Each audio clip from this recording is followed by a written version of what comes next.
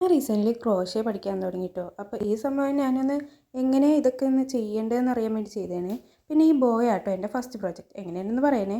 പിന്നെ ഇത് പഠിക്കാൻ വേണ്ടി ഞാനൊരു ക്രോഷ്യ കിറ്റാട്ടോ വാങ്ങിച്ചത്. ഇതിലിപ്പോൾ കുറേ സംഭവമുണ്ട്. പക്ഷേ എല്ലാവരും എന്തിനാണെന്ന് എനിക്കറിയില്ല. എനിക്ക് ആകെ അറിയാവുന്നത് ഈ നീഡിൽ എന്താണ്, ഈ ഹുക്ക് എന്താണ്, പിന്നെ ഈ പിൻ എന്താണ്. ഈ 3 സംഭവം എനിക്കറിയുള്ളൂ. ബാക്കിയൊന്നിൻ്റെ ഉപയോഗം ഒന്നും എനിക്കറിയില്ല. പിന്നെ അത് ഈ ഒരു സെറ്റ് ഹുക്ക് കിട്ടിയിട്ടുണ്ടായിരുന്നു കേട്ടോ. ഓരോ യാണിനനുസരിച്ച് ഓരോ ഹുക്ക് വേണമല്ലോ. അപ്പോൾ അതുകൊണ്ട് ഇത്രയും ഉണ്ടായിരുന്നു. അങ്ങനെ ഞാൻ ദേ ഇപ്പോൾ ചെയ്യാൻ പോകുന്നത് ബേസിക് ആയിട്ടുള്ള കാര്യം കേട്ടോ. എനിക്ക് ഇത്രയൊക്കെ അറിയുള്ളൂ ബേസിക് ആയിട്ടുള്ളത്. ഞാൻ ഒരുപാടൊന്നും ഇത് പഠിച്ചിട്ടില്ല. പഠിച്ച് വരുന്നതേ ഉള്ളൂ.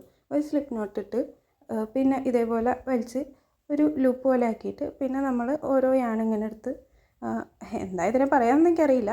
ഇങ്ങനെ ചെയ്യും. അത്രേ ഞാൻ പഠിച്ചിട്ടുള്ളൂ.